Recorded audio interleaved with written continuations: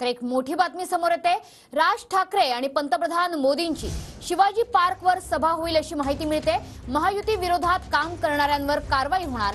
अमित ठाकरेंचा पत्रकारांशी अनौपचारिक बैठकीत हा संवाद झालेला आहे। वसंत मोरे सोशल मीडियाच्या आहारी गेलेत असं बैठकीत वक्तव्यही अमित ठाकरेंनी केलंय। आपल्या सोबत प्रतिनिधी योगेश बोरसे आहे। योगेश, काय संवाद साधलेला आहे अमित ठाकरेंनी?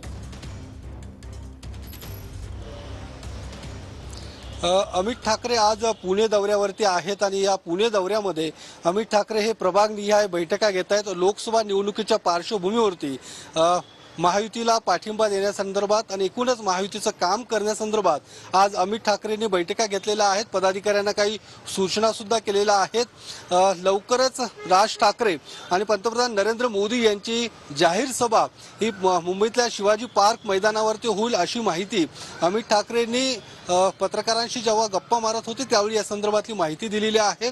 त्यासोबतच या लोकसभा निवडणुकीत मनसेने ज्या पद्धतीने महायुतीला पाठिंबा दिलेला आहे, जे मनसे पदाधिकारी महायुतीचं काम करणार नाहीत त्यांच्यावरती कारवाई केली जाईल अशा पद्धतीचे आदेश सुद्धा आता मनसेकडून देण्यात आलेले आहेत। आणि एकूणच ज्या पद्धतीने राज्यातलं एकूण देशातलं वातावरण नेमकं कसं आहे या संदर्भात ज्यावेळी अमित ठाकरेंना विचारणा केली असता पुन्हा एकदा नरेंद्र मोदी आणि देशभरात एकूण 300 पेक्षा जास्त जागा महायुतीच्या एकूणच भाजपच्या येतील अशा पद्धतीचं वक्तव्य आज अमित ठाकरेंनी या बैठकीमध्ये केलेलं आहे। आणि एकूण ज्या काही मुद्दे आहेत त्यांनी आज पदाधिकाऱ्यांशी चर्चा सुद्धा केलेली आहे। नक्कीच योगेश, धन्यवाद।